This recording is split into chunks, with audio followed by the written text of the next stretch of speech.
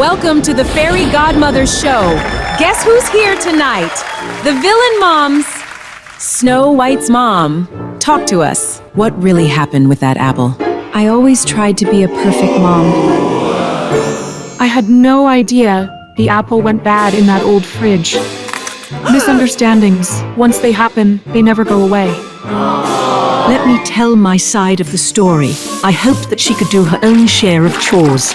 Maybe I pushed her too hard. She started sneaking out to the dance parties. I couldn't bake a single decent cookie. Wow, cookies! So they ran to a stranger's house just for snacks. Do I really look that scary? Oh, I just tried to give them a hug and they totally freaked out. Probably just too hot. I just don't get it. Can we ever be good moms? aha! Don't worry, moms. Bespoke AI will help to write your own happily ever after.